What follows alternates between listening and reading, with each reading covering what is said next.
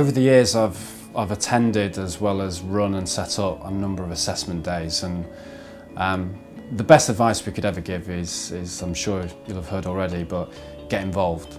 You know, it's no good being the quiet one, the shrinking violet in the room, because A, you're not going to get noticed, you're certainly not going to be sort of memorable in that respect.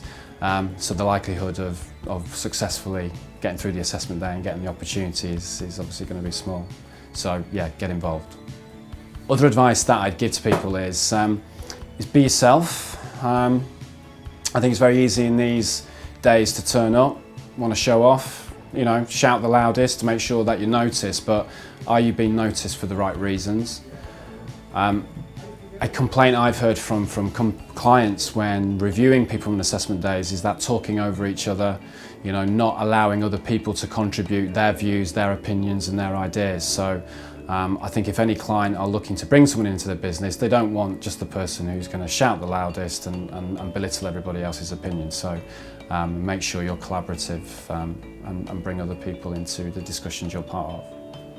Other advice I would have is be yourself. If you're not going to like certain aspects of the job, don't try and pretend that you're somebody that will like it. You might get the job, you know, but you're soon going to be found out for the true person that you are. So if it's something you really don't feel you're suited for, my advice would be don't go to the assessment day.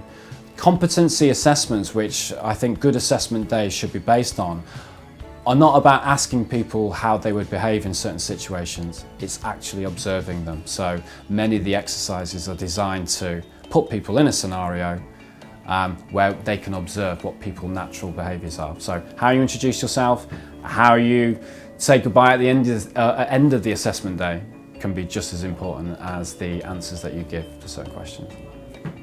Other advice I would have is make sure that you've done your research. I mean, that's an obvious, it's a given.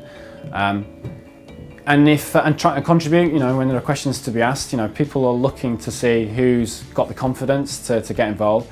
Don't stick your hand up unless you know what you want to say, because, you know, if you start waffling or not quite sure what you're going to say, then actually you can actually do yourself more harm than good. But I think just generally is relax, know that it's as much a chance for you to understand whether you'd be right for the opportunity as well as the client assess whether you're right for them. So don't be fazed by it, be yourself, enjoy it, and I'm sure you'll have a positive experience.